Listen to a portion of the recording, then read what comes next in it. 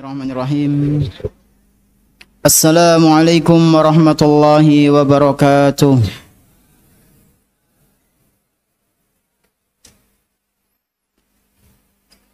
Alhamdulillah. Wassalatu wassalamu ala Rasulillah wa ala alihi wa ashabihi wa man tabi'ahum bi ihsanin ila yaumil qiyamah. Asyhadu an la ilaha illallah wahdahu la syarika lah wa asyhadu anna Muhammadan abduhu wa rasuluhu la nabiyya ba'dah. Alhamdulillah, segala puji hanya milik Allah Subhanahu wa taala, di mana Dia telah memberikan kepada kita semuanya nikmat yang begitu banyak, dan di antara kenikmatan-kenikmatan yang telah Allah Subhanahu wa ta'ala berikan kepada kita semuanya, yaitu berupa nikmat iman, nikmat Islam, nikmat sehat, dan nikmat kita bisa kembali menghadiri majelis ta'lim di salah satu rumah-rumah Allah Subhanahu wa ta'ala yang kita cintai ini. Kita berharap kepada Allah Subhanahu wa ta'ala, semoga apa yang kita pelajari pada kesempatan malam yang berbahagia kali ini bisa kita amalkan dalam kehidupan sehari-hari, sehingga menjadi bekal amal soleh kita ketika berjumpa dengan Allah Subhanahu wa ta'ala di hari akhir nanti. Allahumma amin. Tak lupa pula salawat dan salam semoga senantiasa tercurah limpahkan kepada Nabi kita yang tercinta, Nabi Muhammad sallallahu alaihi wasallam, beserta para keluarganya, para sahabatnya, dan umatnya yang senantiasa mengikuti sunnah-sunnah beliau hingga hari akhir nanti. Ikhwan sekalian rahimani wa rahimakumullah, insyaallah pada kesempatan malam yang berbahagia kali ini kita akan melanjutkan membahas tentang kitab Hilyah Talibil Ilmi, salah satu karya tulis dari seorang ulama yang bernama Syekh Ad-Doktor Bakar bin Abdullah Abu Zaid rahimahullahu ta'ala. Dan di pertemuan kemarin kita sudah membahas poin yang ke-10, yaitu hajrut tarafuh, yang artinya kurang lebih adalah jangan terlalu sering hidup bermewah-mewahan, ya, atau dalam makna lain, hiduplah sederhana. Dan insya Allah pada malam yang berbahagia kali ini kita masuk ke poin yang ke-11, yaitu al-i'radu an majalisil lagwi. Al-i'radu an majalisil lagwi. Apa itu artinya? Yaitu menjauhi majelis yang unfaedah. Menjauhi apa? Majelis, tongkrongan, tempat pertemuan-pertemuan yang tidak ada manfaatnya. Nah, untuk pertanyaan libur dulu ya, insya Allah di minggu depan. Tafadhol Yusuf, Iqra. Bismillahirrahmanirrahim. Alhamdulillahilladzi bi ni'matihi tatimmus shalihat وبفضله تتنزل الخيرات والبركات وبتوفيقه تتحقق المقاصد والغايات ثم أفضل الصلاة وأتم التسليم على نبينا محمد وعلى آله وأصحابه جواره في الدار النعيم أما بعد اللهم اغفر لنا ولوالدينا ولأساتذتنا ولمشايخنا ولجميع المسلمين آمين. قال مؤلف الشيخ دكتور بكر بن عبد الله أبو زيد رحمه الله: الإفراد عن المجالس اللغو لا تضع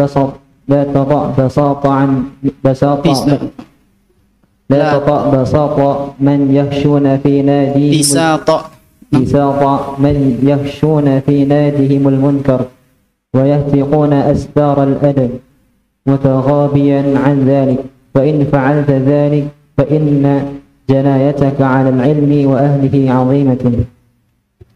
Nah, jazakallahu khairan. Kita akan masuk ke poin yang ke-11, yaitu tentang apa tadi? Menjauhi majelis yang tidak bermanfaat.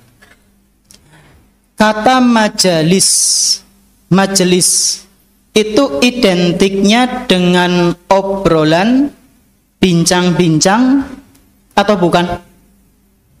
Ya, identiknya dengan obrolan-obrolan. Di poin yang ke-11 ini, Syekh Bakar rahimahullahu ta'ala memberikan nasihat untuk para penuntut ilmu dan yang selainnya, terlebih khusus para penuntut ilmu. Hendaknya dia menjauhi tongkrongan-tongkrongan, duduk-duduk di sebuah majelis yang tidak ada manfaatnya sama sekali. Dan beliau di sini mengatakan an majalisil lagwi, lagu pakai ghain. Majalisil lagwi. Apa itu lagwun? Syekh Muhammad bin Shalih Al-Utsaimin rahimahullahu taala menjelaskan, lagwun itu adalah omong kosong. Lagwun itu apa? Omong kosong. Omongan yang benar-benar nggak ada manfaatnya sama sekali. Bahkan ucapan-ucapan yang mubah sampai bisa membuat orang yang mendengar menuju sesuatu yang haram, itu juga bisa dikatakan lagwun. Di sini beliau membagi menjadi dua. Lagwun, omongan kosong, ucapan yang tidak ada faedahnya, itu sekurang-kurangnya ada dua. Beliau mengatakan al-lagwu naw'an. Lagwu itu ada dua macam. Yang pertama, lagwun laisa fihi faidatun wala madarratun. Omong kosong yang pertama, ya. Ucapan-ucapan yang enggak ada nilainya yang pertama adalah laisa fihi faidatun la madarratun, yaitu ucapan kosong yang tidak memudaratkan. Mudarat itu contohnya apa? Yang tidak membahayakan dia. Omong kosong tapi tidak membahayakan dia. Contohnya siapa?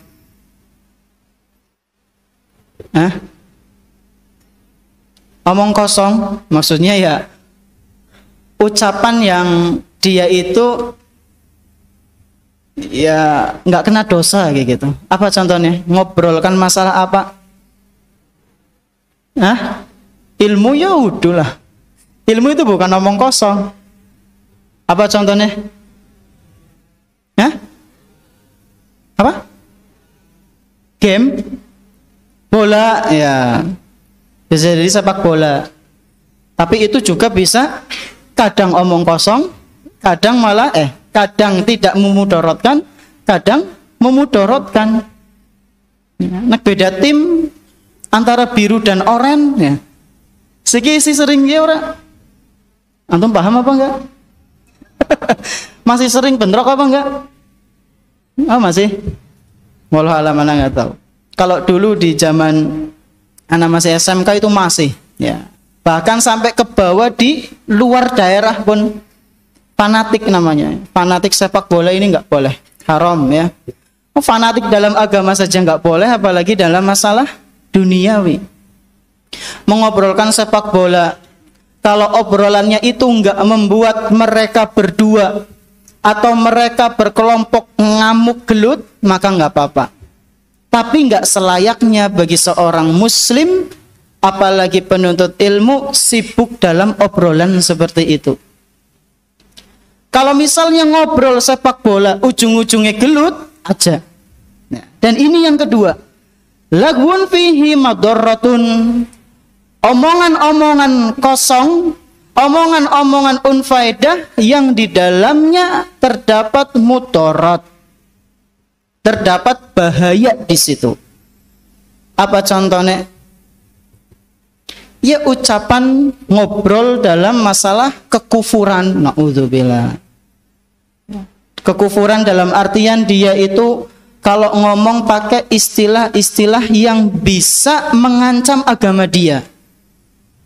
Contohnya apa? Bercanda dalam agama. Stand up comedy, pembahasannya agama. Nah, ini mengancam agama dia itu rusak. Bahkan keislamannya pun terancam. Di kitab Kabair yang antum pelajari itu nanti ada pembahasan al-istihza'u biddin. Mengolok-olok agama termasuk dosa besar. Bahkan bisa mengancam orang yang terus-menerus menjadikan agama itu sebagai candaan. Dia bisa terancam pada kekufuran. Ya. Dia bisa terancam pada kekufuran. Karena lama-kelamaan orang yang bercandanya bawa agama, bawa ayat-ayat Allah, bawa hadis-hadis Nabi SAW, itu lama-kelamaan dia sadar atau tidak telah meremehkan syariat Islam. Dan kalau syariat Islam sudah diremehkan, nggak dihargai lagi, lockout gampang banget. Na'udzubillahi min dzalik. Maka hati-hati. Dan orang yang suka bercanda membawa ayat-ayat Al-Quran, membawa hadis-hadis Nabi, itu ciri khas orang munafik, Ikhwan. Munafik itu ada dua. Nifakun amali sama nifakun i'tiqadi. Yang paling bahaya itu nifakun i'tiqadi. Kalau nifakun amali itu kemunafikan yang tidak mengeluarkan seseorang dari Islam. Contoh, kayak dia itu misalnya sulit untuk menjalankan amanah. Ya. Atau dia menyampaikan sesuatu tapi terkadang tidak dia lakukan, ya. Itu masih nifakun amali, ya. Tapi kalau nifak i'tiqadi, ini bahaya. Dia menampakkan keislaman, aslinya benci dengan Islam.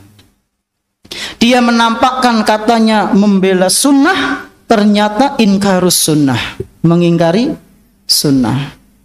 Di antara ciri orang munafik i'tiqadi, na'udzubillah, ya, yang bisa terancam dia termasuk dari orang munafik dalam akidahnya, suka sering bercanda membawa agama. Maka hati-hati. Bahkan Allah Subhanahu wa ta'ala sendiri memerintahkan kaum muslimin, hamba-hambanya Allah itu untuk menjauhi majelis itu. Majelis yang isinya hanya membahas tentang bercanda-bercanda, dan bercanda itu membawa agama. Dalam Al-Quran surat An-Nisa ayat ke-140. Al-Quran surat apa? An-Nisa ayat 140.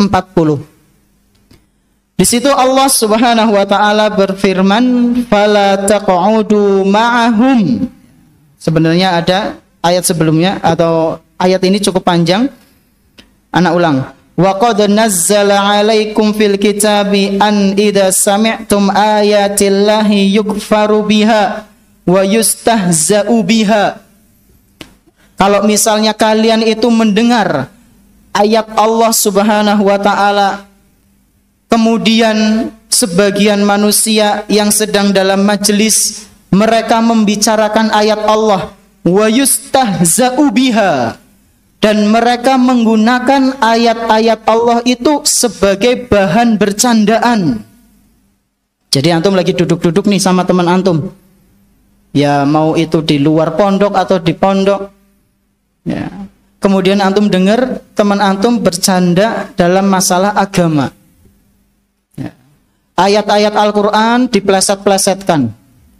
Hadis-hadis Nabi buat bercandaan. Ya. Maka perhatikan firman Allah. Fala taq'udu ma'ahum. Jangan kalian duduk sama mereka. Tinggalkan. Ya. Hatta yakhudu fi hadisin ghairihi innakum idzam misluhum. Kalau kalian tetap duduk-duduk sama mereka, yaitu mereka yang suka bercanda dalam masalah agama, suka membuat syariat Islam itu dipleset-plesetkan. Kalau kalian tetap duduk sama mereka, maka kalian itu enggak jauh beda dengan mereka. Sama dengan. Ya, enggak ada bedanya. Ini dalam Al-Quran surat An-Nisa ayat 140. Nah, ini mengenai pembahasan al-lagh yang berkaitan dengan judul kita, pembahasan kita. Ya. Dan di sini Syekh Bakar lebih condong kayaknya ke yang kedua, yaitu omong kosong yang membahayakan. Majelis tempat duduk-duduk yang membahayakan. Di sini beliau mengatakan wala tata bisata man yakshawna fi nadiyahum al-munkara. Jangan kau langkahkan kakimu ke tempat-tempat yang mungkar. Man yakshawna fi nadihimul munkar. Kata Syekh Bakar, jangan kamu langkahkan kakimu untuk masuk ke dalam tempat yang penuh dengan kemungkaran. Contohnya apa, ikhwan? Tempat yang penuh dengan kemungkaran? Diskotik, ya contohnya. Antum ngapain ke diskotik? Ana mau menyampaikan satu hadis, Ustaz. Masya Allah. Kan Nabi SAW mengatakan balighu anni walau ayah. Sampaikan dariku kepada orang lain meskipun satu ayat, satu redaksi. Saya pengen mengamalkan. Loh, kenapa ke diskotik? Karena mereka orang-orang yang kotor, kasihan, nggak ada yang memperhatikan, Ustadz. Kalau antum di masjid saja, Ustadz, nggak apa-apa. Biar ana yang di diskotik.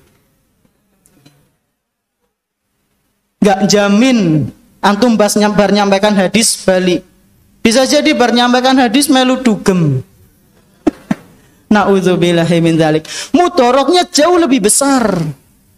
Ya. Kenapa harus ke diskotik? Kayak lo wong tuane antum, kayak lo anak kayak antum, kayak lo adine antum. Ya, sing abendina mungkin belum pernah melaksanakan sholat, itu nggak didakwain. Ya. Kenapa harus jauh-jauh ke sana? Kenapa harus ke tempat yang mengancam harga diri antum, agama antum? Ya. Ngapain ke diskotik? Ya. Masih banyak orang-orang yang jauh lebih butuh. Ya meskipun mereka butuh, tapi caranya bukan kemudian terjun ke situ. Memang Rasulullah SAW, Abu Bakar, Umar, Utsman, dan Ali, kemudian ulama-ulama setelah mereka, pernah kita dengar cerita mereka masuk ke dalam tempat pelacuran terus dakwah. Saya pernah mendengar ada hadis Rasulullah SAW yamshi ila, beliau jalan menuju ke sebuah tempat pelacuran, lalu beliau berdakwah mengajak mereka masuk Islam. Nggak pernah. Saya mendengar Umar, terus Abu Bakar, Umar, Utsman, Ali, mereka berbondong-bondong masuk ke tempat yang di dalamnya itu penuh dengan minuman keras. Ada juga para biduan wanita, mereka berdakwah di situ. Nggak ada ikhwan riwayat seperti itu. Nggak usah sok-sokan ke situ. Ya. Iman kita itu belum seberapa. Bukannya kita yang mewarnai, malah kita yang tercemari nanti. Bukan malah Tidak hanya membaur, tapi malah melebur juga. Ya. Maka kita harus tahu kadar keimanan kita. Rahimahullahu man ya'rifu qadra imanah. Semoga Allah merahmati orang yang tahu kadar keimanannya. Jadi tidak macam-macam, tidak bermudah-mudahan dalam mengunjungi tempat-tempat yang berbahaya. Itu diantaranya diskotik, jangan ke sana. Atau kafe-kafe yang di situ udah terkenal banyak sekali kemungkaran. Ya. Ana pesan ke antum, wahai para anak muda, ya, yang hawa nafsunya itu masih menggebu-gebu, jagalah diri antum, ya. Apalagi dengan fitnah di akhir zaman ini. Yang mana fitnah di akhir zaman ini sedikit banyak tidak ditemui di zaman dulu. Ya. Di mana fitnah sekarang itu bisa dirasakan di luar maupun di dalam rumah. Ya, terutama dalam masalah HP. Ya, maka ana nasihatkan untuk ana pribadi dan juga antum sekalian, ya, Allah fi dinikum, ya. Bertakwalah kepada Allah Subhanahu wa taala, takutlah kepada Allah dalam agama kalian. Ya. Jangan bermudah-mudahan untuk mengunjungi tempat-tempat yang mungkar. Nah, kemudian beliau mengatakan wa yahtikuna astaral adab. Janganlah kalian menuju ke tempat-tempat yang penuh dengan kemungkaran, yang mana di dalam tempat itu banyak di antara mereka yang tidak beradab. Ya. Dan biasanya nih ikhwan, kalau antum yang sudah terkenal di masyarakat bahwasanya antum adalah orang yang saleh, orang yang pinter, orang yang alim dalam agama, lalu antum sesekali ikut duduk-duduk sama orang yang mungkin yang nggak sholat, nggak ngaji, nggak tahu Iqra itu jumlahnya berapa, nggak bisa membedakan apa itu ta sama sa, jim sama kho, maka besar kemungkinan antum yang akan jadi bahan pelecehan, bahan olok-olok, bahan yang digunakan untuk bercandaan. Ya. Maka jangan sekali-kali antum masuk ke dalam ranah seperti itu. Dan biasanya kalau antum sengaja terjun ke sana, untuk keluarnya itu berat. Ya. Keluar dari majelis itu sangat berat. Ya. Di situ antum buat bahan ejekan, antum pergi pun nanti buat bahan ejekan. Jadi dilema. Maka jangan datangi tempat-tempat majelis yang bisa merusak harga diri antum. Ya. Datangilah majelis-majelis yang menjaga harga diri antum. Harga diri memang penting, Ustaz. Oh, sangat penting, Ikhwan. Serius, sangat penting. Dan harga diri itu bisa rusak, di antaranya adalah karena perzinaan. Harga diri itu kalau rusak sih gimana, Ustadz? Dia nggak pede biasanya. Dia apa? Tidak pede. Ketika seseorang sudah tidak pede, sulit untuk ngapa-ngapain. Ketika dia akan melakukan sesuatu, dia pasti ada pikiran, aduh kayaknya salah, aduh kayaknya salah. Ada rasa nggak pede dalam dirinya, Ikhwan. Dan dia merasa bersalah terus. Itulah salah satu ciri rusaknya harga diri. Nggak pede dalam kebaikan, ya, bukan nggak pede dalam kemaksiatan, dalam kebaikan. Dan berzina itu macam-macam. Bisa berzina dengan wanita, atau bisa berzina dengan diri sendiri. Cara yang haram semua. Pokoknya yang berkaitan dengan nafsu itu sedikit banyak bisa mengantarkan pada rusaknya harga diri seseorang. Hati-hati. Kalau harga diri seseorang itu sudah rusak, di antara cirinya adalah dia tidak pede dalam melakukan kebaikan-kebaikan. Maka antum yang belum terlanjur taubat, jangan sibukkan dengan kemaksiatan yang berkaitan dengan hawa nafsu. Ya. Harus antum lawan itu, hawa nafsu yang membuat harga diri antum rusak. Ya. Kemudian di sini beliau mengatakan, ya, memberikan nasihat bahwasanya majelis yang di dalamnya penuh dengan kemungkaran itu banyak sekali di antara mereka yang berpura-pura tidak tahu dengan apa yang mereka lakukan. Fa in fa'alta dzalik fa inna jinayataka 'alal ilmi wa ahlihi 'azimatun.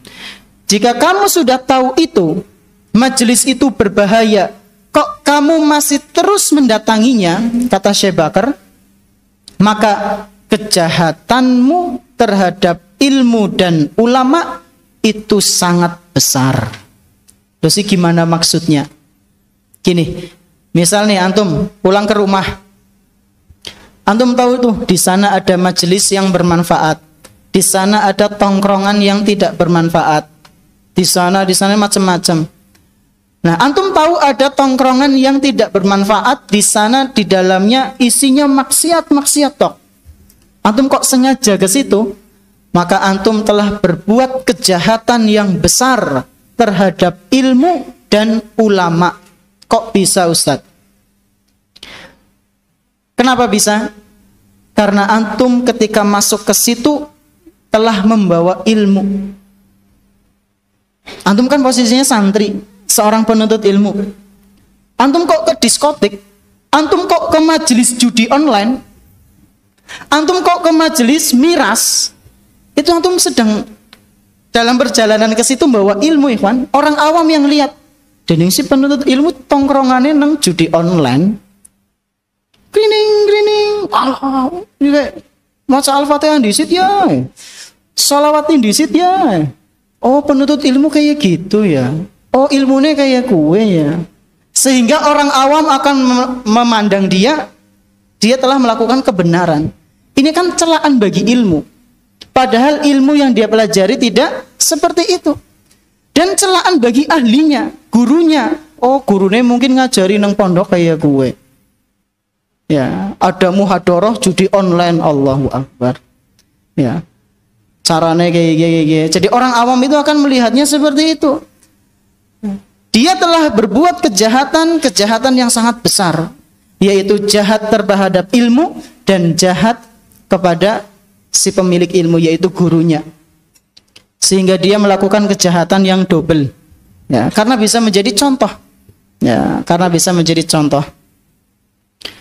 Penuntut ilmu dening isi SMA mbok, iya, isi MTS kan, iya, dening gawani cewek bolak-balik ya. Boncengna cewek kesana kemari. Ta'aruf, Ustaz. Nah, ta'aruf kayak gue. Gak bisa. Nanti orang awam memandangnya, oh Ustaznya mungkin ngajari kayak gitu. Oh fikihnya mungkin kayak gitu apa ya? Madhab apa itu? Madhab DS itu. Gak bisa. Ta'arufnya tuh bukan kayak gitu. Jadi jangan terjun pada tempat-tempat yang penuh dengan kemungkaran. Karena itu bisa menyakiti ilmu dan pemilik ilmu. Orang awam jadi terfitnah.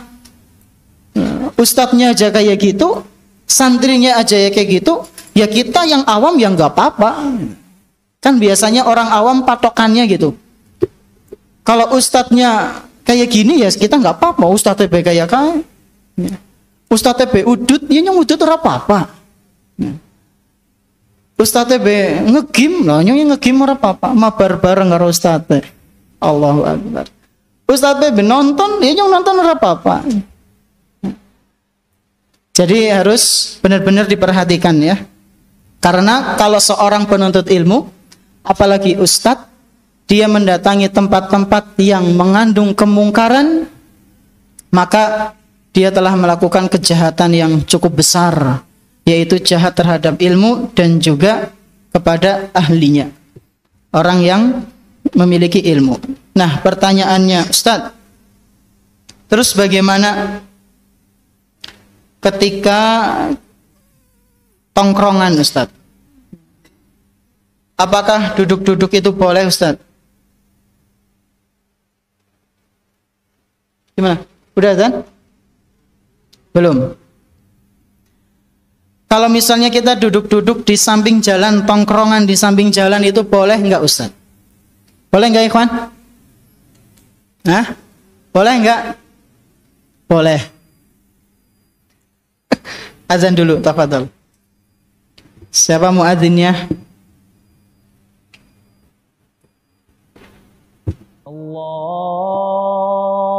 Allahu Akbar, Allahu Akbar,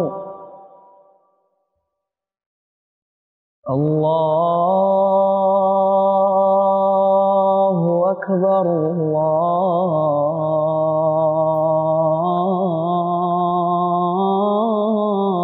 Allahu Akbar. أشهد أن لا إله إلا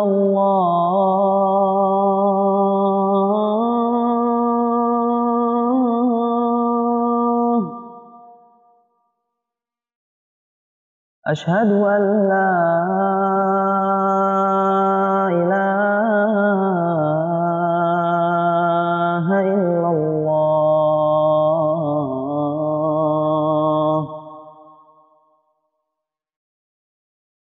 أشهد أن محمدا رسول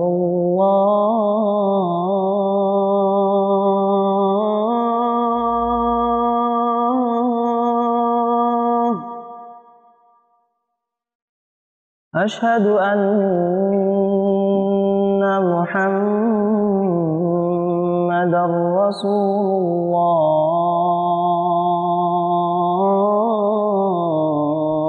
الله حي على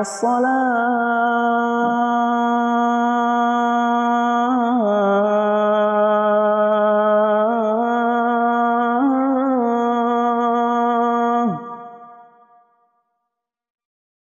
حي على الصلاة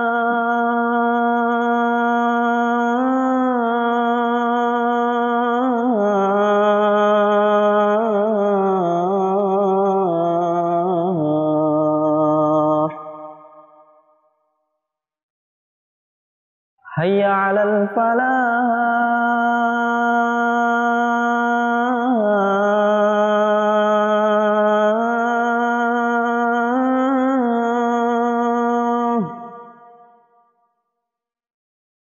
حي على الفلاح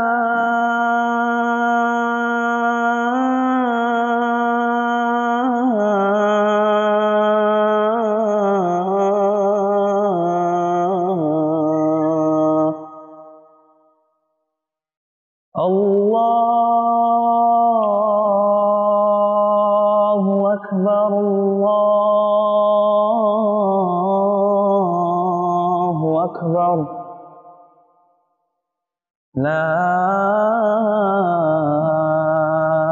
إله إلا الله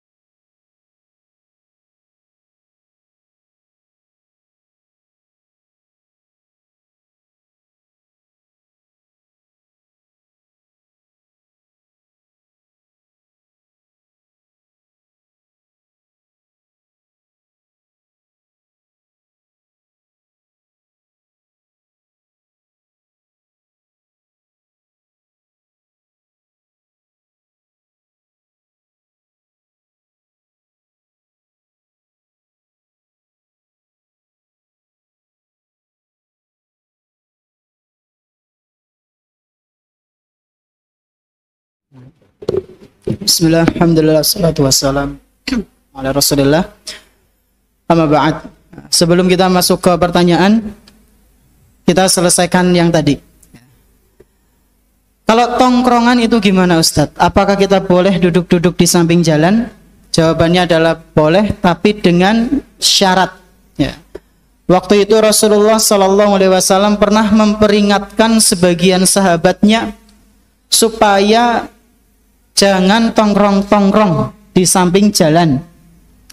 Iyyakum wal julusa 'ala turuqat. Wahai para sahabatku, hati-hatilah kalian. Janganlah kalian suka duduk-duduk di pinggir jalan. Janganlah kalian suka tongkrongan di pinggir jalan. Maka ada yang menimpali. Wahai Rasul, kami ini nggak bisa meninggalkan majelis kami di pinggir jalan. Jadi di antara hobi kami, suka duduk-duduk di pinggir jalan. Itu bagaimana mengatasinya wahai Rasul? Maka kata Nabi sallallahu alaihi wasallam, fa idza abaitum illal majalisa fa'atut tariqa haqqaha. Kalau misalnya kalian gak bisa meninggalkan majelis kalian di samping jalan, kalian gak bisa meninggalkan tongkrongan kalian di pinggir jalan, maka kata Nabi SAW, perhatikan hak-hak jalan. Ada yang bertanya, wahai Rasul, apa itu hak-hak jalan? Apa yang harus dilakukan ketika sedang tongkrongan di pinggir jalan? Maka beliau SAW menyampaikan, ada 5 kurang lebih. Kalau antum duduk-duduk di jalan, perhatikan 5 ini. Yang pertama, ghaddul basar. Apa artinya? Menundukkan pandangan. Ghaddul basar, yaitu menundukkan pandangan, aja jelalatan. Kalau ada cewek naik motor lewat, ya rasa dising soti, ya. Sui, jangan.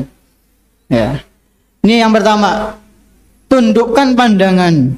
Yang kedua, wakaful adza, singkirkan hal-hal yang mengganggu. Lagi jagongan, ngerti-ngerti anak belarak tiba. Belarak itu apa? Ya, apa belarak? Daun kelapa ya? Lari. Nah itu jatuh di jalan, maka antum singkirkan. Ada daun pisang, kemudian antum lihat, disingkirkan. Jangan dibiarkan roh corna benana sing kepleset. Nah itu enggak boleh. Yang kayak gitu berarti antum tidak menunaikan hak jalan. Ini yang kedua. Yang ketiga, waraddus salam, membalas salam. Yang keempat, beramar ma'ruf. Dan yang kelima, nahi mungkar. Kalau kita nggak bisa menjalankan 5 ini, jangan pernah duduk-duduk di jalan.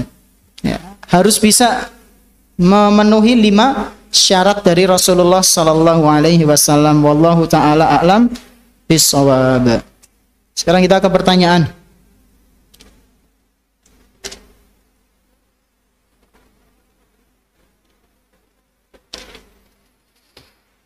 Itu majelis apa itu? Mana? Ustadznya mana nih? Itu kelas berapa? Kelas berapa sih itu? 8 apa 7? 8. Ya. Diperhatikan itu ya. Sama sini. Kita ke pertanyaan yang pertama. Assalamualaikum. Waalaikumsalam. Afwan Ustadz, izin bertanya. Jika kita menghadiri perkumpulan yang di dalamnya orang-orang yang membicarakan sepak bola, apakah boleh diikuti? Jawabannya adalah boleh, tapi dengan syarat tadi, jangan sampai ada mudorot di dalamnya. Ini yang pertama. Yang kedua, tapi itu akan merugikan antum. Antum tersibukkan dengan sesuatu yang mubah sehingga antum meninggalkan sesuatu yang sunnah atau lebih afdol. Makanya Syekh Utsaimin mengatakan, meskipun yang pertama itu omongan kosong yang tidak ada faedahnya, tidak memudaratkan, akan tetapi kata beliau, fala yanbaghi lil aqil an yudhiba waqtahu fi. Orang yang berakal itu tidak akan menyibukkan dirinya pada majelis yang sia-sia. Ini kata siapa? Syekh Utsaimin. Orang yang berakal, dia tidak akan menyibukkan dirinya, menghabiskan waktunya di majelis yang sia-sia. Kenapa? Li'annahu khasaratun. Karena menyibukkan diri pada majelis yang sia-sia merupakan kerugian. Kata Nabi SAW, ni'matani maghbunun fihi makasirun minan nas. Ada dua nikmat yang mana kebanyakan manusia itu lalai di dalamnya. Apa saja ikhwan? As-sihhatu wal faragh, yaitu kesehatan dan waktu luang. Kesehatan dan waktu luang itu adalah nikmat, dan keduanya adalah nikmat yang sering disia-siakan sama manusia. Jadi kalau kita mengunjungi majelis yang membicarakan hal-hal mubah, apalagi hal-hal yang haram, kita itu sedang menyia-nyiakan nikmat dari Allah Subhanahu wa ta'ala. Maka lebih baik jangan. Assalamualaikum. Waalaikumsalam. Apa hukum menghapus nama Allah? Ya tergantung di mana nama Allah. Kalau di kamar mandi ya hapus. Kalau di Al-Quran ya jangan. Tergantung di mana. Mas Faiz kasih Ustaz Wisnu ya. Nah. Assalamualaikum. Waalaikumsalam. Ustaz mau nanya, yang dimaksud melesetkan ayat-ayat Al-Quran dan hadis itu gimana Ustaz? Anak contoh ya, jangan dipraktekkan. Contoh nih, Allah Subhanahu wa ta'ala berfirman dalam Al-Quran surat Al-Ikhlas, Qul huwallahu ahad, Allahus samad, lam yalid wa lam yulad wa lam yakul lahu kufuwan ahad. Ini contoh, jangan dipraktekkan. Ada orang mengatakan surat Al-Ikhlas itu adalah surat yang paling manjur untuk mengusir hewan. Ayam, bebek, kambing. Mana contohnya? Contoh jangan dipraktekkan. Qul huwallahu ahad, Allahus somad. Antum ketawa kan? Nah, itu namanya melesetkan. Dosa besar ya kawan. Itu contoh ya, supaya antum ada gambaran. Dan masih banyak lagi, nggak perlu disampaikan. Nah, orang yang seperti itu dosa besar. Kenapa? Karena dia telah memplesetkan ayat Allah Subhanahu wa ta'ala. Ana berlepas diri kalau ada yang praktek. Jadi kalau misalnya antum, lu Ustaz Wisnu praktek, ana ngasih contoh. Contoh maksudnya contoh gambaran istihza biddin yang harus dijauhi itu kayak gitu. Bukan berarti ngasih contoh antum supaya praktek. Ana berlepas diri. Jadi kalau nanti di hari kiamat, ya Allah saya itu diajari sama Ustaz Wisnu, ana berlepas diri. Itu hanya contoh ya. Sebagai contoh.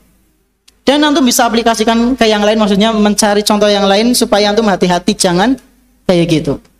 Itu contohnya. Bikin antum ketawa kan? Berarti itu termasuk istihza.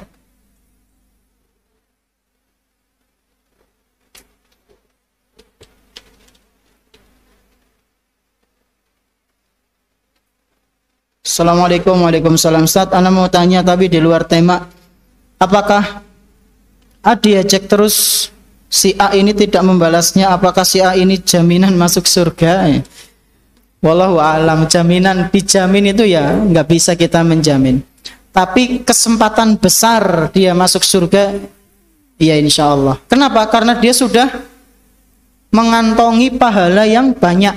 Orang yang diejek itu dia mengantongi pahala yang banyak. Tinggal sabarnya itu sabar temenan ya. Jangan sabar yang bohongan. Bismillahirrahmanirrahim. Dan ini sudah benar ada assalamualaikum kok dicoret. malah pantun. Jalan-jalan ke pasar, cakep. Ketemu Ustadz, assalamualaikum. Nyambung apa enggak?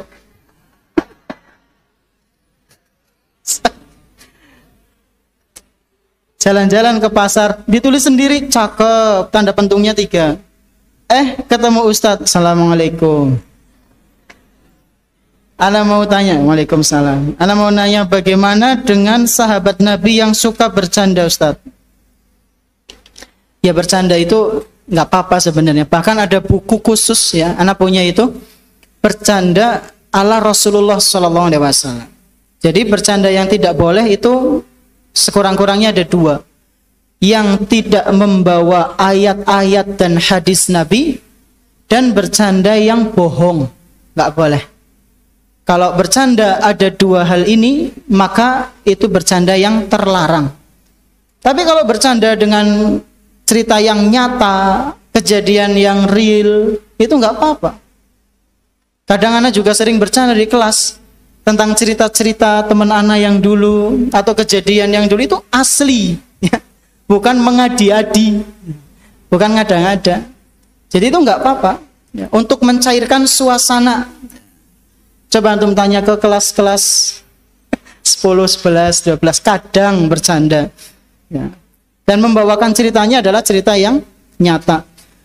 Kalau bercandanya yang tadi ada bohongnya, ada membawa agamanya, bahkan sampai mengolok-olok, ini tidak boleh.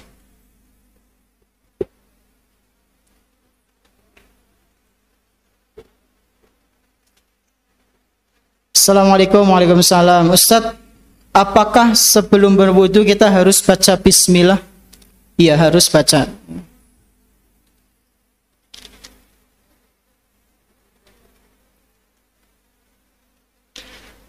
Jika ada teman yang ngejek orang tua, harus gimana Ustadz?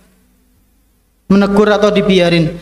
Nih, orang yang mengejek orang tua temannya, dia itu sejatinya telah mengejek orang tuanya dia sendiri. Dan ini pernah kita bahas ya dulu di tema apa ikhwan? Ahadisul akhlak. Ya, di kajian dulu. Orang yang mencela orang tua temannya, dia itu sedang mencela orang tuanya sendiri. Orang yang mencela orang tua temannya, dia itu sedang mengejek, mencela orang tuanya sendiri. Jadi antum sudah sabar, jangan antum balas. Kalau antum balas, ya apa bedanya antum dengan dia?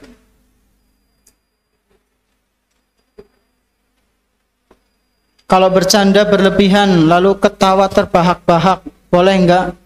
Jangan ya. Lebih baik dijauhi.